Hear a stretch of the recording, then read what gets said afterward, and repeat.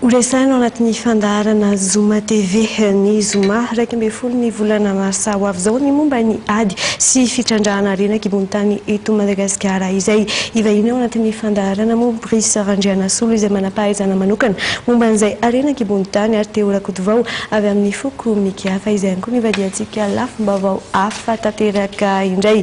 Fantatra amin'izao fotoana izao fa misy ny fiatsarana amin'ny fahasalamana ny ministry ny atany sy ny fitsinjaram-pahefana mahafaly solon'andrasana Olivier izay manaraka fitsaboana any amin'ny nosy Ravavy La Réunion araka ny vaovao avy amin'ny consul général any Madagasikara ary nampitany gouvernement.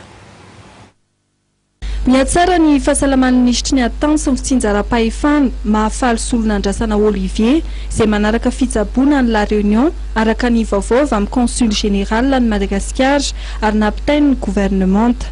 Any amin'ny centre hospitalier universitaire Félix Guyon Belle-Pierre ao La Réunion no manaraka ny fitsaboana amin'ny ministry ny atany. Tsy misy ahina amin'ny fahasalamany araka ny fanambarana trany. Omaly maraina dia mbola tao amin'ny trano famelomanaina no nisy ministra mahafaly solon'andrasana Olivier. Taorian'ny fitiliana natao azy dia hita fa mihodina ara-dalàna ny taovany rehetra ny anaty. Efa nandalo fandidiana ministry ny atany sy ny fitsinjaram-pahefana nandritra ny fitsaboana azy teny amin'ny hôpitaly HCR1 Ampeflo ny alohan'ny nandefasana azy tany La Réunion. Miaradia amin'ny any La Réunion ny vadiny miaraka amin'ny mpitsabo malagasy roa avy amin'ny hôpitaly miaramila dia ny docteur Tsimbason sy ny docteur Tsimbazavy.